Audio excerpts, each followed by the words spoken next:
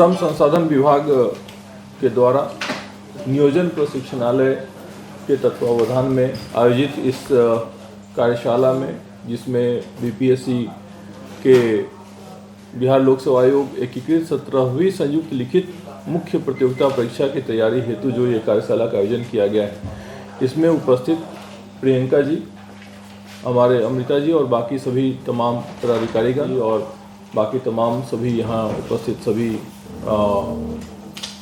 मुख्य परीक्षा के जो अभ्यर्थी हैं, उन सब का स्वागत करता हूँ। श्रम संसाधन विभाग आपके लिए ये विशेष रूप से ये कार्यशाला का आयोजन कर रहा है और ये पूरे मेंस परीक्षा की तैयारी के बारे में आपको जानकारी देगा।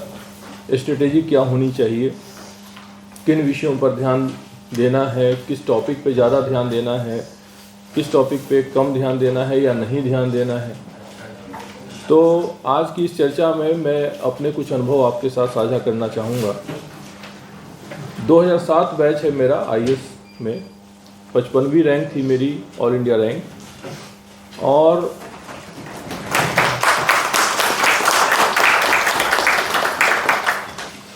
सीतामढ़ी ज़िले का रहने वाला हूँ, वहीं मेरी पढ़ाई लिखाई हुई है और इंटर तक, आईएससी तक, और उसके बाद बीए और एमए हमने किया पटना यूनिवर्सिटी से। फिलॉसफी मेरा सब्जेक्ट रहा, एमए में यूनिवर्सिटी टॉपर भी रहा फिलॉसफी से 2005 में। उसके बाद मैं दिल्ली गया और वहाँ मुखर्जी नगर के पास एक ढाका गांव है, वहीं एक छोटा सा कमरा लेकर के और वहीं तैयारी की और 1-1.5 साल की तैयारी कह लीजिए, तपस्या कह लीजिए, तो करके और पहले प्रयास में ही यूपीएससी मेरा सिलेक्शन हो गया। पूरी तरह से हिंदी माध्यम का छात्र शुरू से रहा हूं और यूपीएससी मैंने हिंदी माध्यम से ही क्लियर किया।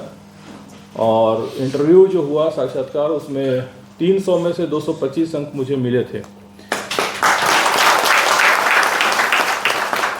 जो हिंदी माध्यम के लिए एक रिकॉर्ड था उस समय तक। और बाद में भी 300 में, आजकल तो 275 का हो गया है यूपीएससी में इंटरव्यू, उस समय हमारे 2007 के आसपास 300 अंक का हुआ करता था। तो 300 में 225 अंक लाना एक मतलब बड़ी बात मानी, बड़ी उपलब्धि के रूप में उसको देखा जाता था। तो 2-4 बेसिक्स बात जो मैं आपसे शेयर करना चाहता हूँ, उसको कृपया आप लोग भी अगर अनुसरण करेंगे तो मुझे लगता है कि आपको फ़ायदा होगा। पहला, देखिए, सप्लाई डिमांड का चेन जिसको समझ में आ जाता है उसको सक्सेस आराम से मिल जाता है। तो डिमांड क्या है, उसके हिसाब से अगर आप सप्लाई करेंगे तो फिर आपकी सफलता निश्चित है। दरअसल हम लोग को डिमांड ही समझ में नहीं आता है कि कहाँ क्या डिमांड है, यूपीएससी की क्या डिमांड है, बीपीएससी की क्या डिमांड है, तो उसको समझना सबसे ज़्यादा ज़रूरी है। कोचिंग का बहुत ही रेस्पेक्ट करता हूँ मैं, लेकिन कोचिंग में का जो अप्रोच होना चाहिए वो थोड़ा कॉमर्शियल साइड पे ज़्यादा होता है। बच्चे के स्पेसिफिक जो नीड्स हैं, रिक्वायरमेंट्स हैं, या उसकी स्ट्रेटेजी क्या होनी चाहिए, उस पर कम बात होती है। तो मेरा यहाँ नियोजन निदेशालय के जो पदाधिकारीगण हैं या जो क्लासेज अभी होनी है अगले 1-2 महीने तक, उसमें इस पर फोकस होना चाहिए कि किसकी क्या ज़रूरत है।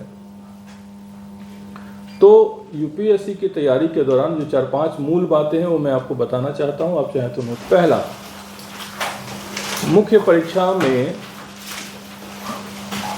जो आपको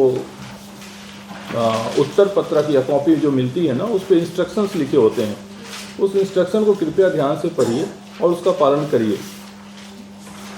बहुत ज़्यादा जो रिसर्च करते हैं, मैंने देखा मेरी तैयारी के दौरान मेरे साथ जो लोग रहते थे, काफ़ी ज़्यादा उनका नॉलेज का लेवल बहुत ज़्यादा था, मेरे से तो बहुत ही ज़्यादा था। और वो जब उत्तर लिख के आते थे और जब हम लोग डिस्कस करते थे मेंस के एग्ज़ाम के बाद, तो लगता था जैसे मैंने कुछ लिखा ही नहीं है और उन्होंने बहुत कुछ लिखा है, लेकिन उनका मेंस में नहीं हुआ, मेरा हो गया। तो इसका रीज़न ये था कि जो क्वेश्चन पूछा गया उसका टू द पॉइंट आंसर लिखना, सरल शब्दों में लिखना, बहुत अनावश्यक तथ्यों को, आंकड़ों को, किसी के कोटेशन को नहीं भरना, ये सब काम करना चाहिए। मतलब बिल्कुल सरल शब्दों में आप जो क्वेश्चन पूछा जा रहा है उसको टू द पॉइंट आंसर लिखने का है। तो पहला ये। मतलब मैंने जो किया वो मैं बता रहा हूँ, पता नहीं अब आज के डेट में वो क्या है नहीं है। आप अभी आज के डेट में आप लोग चंद्र जी हैं, पुष्पराज जी हैं, ये बताएंगे आपको। लेकिन हमने उस समय मेंस के एग्ज़ाम में अगर मैं ब्लू पेन से लिखता था तो अंडरलाइन जो है कहीं कहीं जो मेन कैच वर्ड है उसको ब्लैक से अंडरलाइन करता था। अब पता नहीं ये आज के डेट में प्रभावी है नहीं है क्या है, लेकिन अलाउड नहीं है। लेकिन हमारे समय हमने किया था, यूपीएससी की बात कर रहा हूँ। तो ताकि वो कैच वर्ड जो है वो सीधा सीधा ये है। आपकी राइटिंग बहुत इंपॉर्टेंट है, हालांकि अब अंतिम समय में आप उसे बहुत ज़्यादा कुछ नहीं कर सकते, लेकिन अगर हिंदी की राइटिंग है या इंग्लिश की भी राइटिंग है तो राइटिंग अगर अच्छी है तो उसका एक अलग एडवांटेज आपको मेंस के एग्ज़ाम में मिलता है। यहाँ तक कि मुझे अभी भी याद है कि मैं जो कृपया पृष्ठ उल्टे जो होता है ना, क्री प्री ऊ या पीटीओ जो, तो वो भी उसका भी मैंने अनुपालन किया था अपने हर एग्ज़ाम के पेपर में। जहाँ क्वेश्चन ख़त्म होता है वो अंडरलाइन करने का भी उसमें नियम था, पता नहीं अभी क्या है, तो उस समय वो भी किया था हमने। मुझे ओवरऑल लगा कि मेरा मार्क्स केवल इन सब चीज़ों से और सरल शब्दों में एकदम टू द पॉइंट लिखने से आ गया। तो ये 2-3 चीज़ें थी। इसके अलावा जो आपको क्या क्या पढ़ना है ये बताया जाएगा, कौन कौन सी किताबें पढ़नी चाहिए, कौन सा। तो मेरे हिसाब से संपादकीय जो द हिंदू का है, अगर इंग्लिश मीडियम, कितने इंग्लिश मीडियम के यहाँ पे लोग हैं? 5-8-10 लोग हैं। तो the Hindu is the best, आपका उसका एडिटोरियल ज़रूर पढ़िए और उससे आपको काफ़ी हेल्प मिलेगा। हिंदी मीडियम से जो लोग हैं वो किसी एक अखबार का ज़रूर संपादकीय पृष्ठ पढ़ें, ठीक है। बहुत फैक्चुअल लिखने से अच्छा है कि उसको आपकी भाषा शैली कैसी है वो दमदार होनी चाहिए, रटा रटा है आंसर नहीं होना चाहिए। बाकी आप जितना यूनिक लिख सकते हैं और सरल शब्दों में लिख सकते हैं वो आपके लिए एडवांटेज उसका रहेगा। बैठ जाइए, आराम से बैठ जाइए। शब्द सीमा जो होता है ना, वर्ड लिमिट, उसको ज़रूर ध्यान रखना चाहिए, उसका अनुपालन करना चाहिए। तो ये कुछ बातें थी। बाकी आपको जो एक्सपर्ट्स आए हैं, विशेषज्ञ हैं, ये आपको बताएंगे, काफ़ी डिटेल में बताएंगे, उसका अनुपालन करिएगा। मेरी शुभकामना है। मैं चाहूँगा कि आज जितने लोग बैठे हैं या जो भी जुड़ रहे हैं इससे अभी नहीं आ पाए हैं, तो इस कक्षा से जुड़े हुए तमाम लोगों को इंटरव्यू देने का मौका मिले और उसके बाद फाइनल सिलेक्शन भी सबका हो, तो मेरी शुभकामना है। और सब लोग आपके साथ हैं, सहयोग के लिए तैयार हैं। आपको और भी किसी तरह की आवश्यकता हो तो आप बताइए। क्लास के अलावा भी अगर कोई नोट्स चाहिए, कुछ भी चाहिए तो आप बताइए, हम लोग हेल्प करने के लिए तैयार हैं।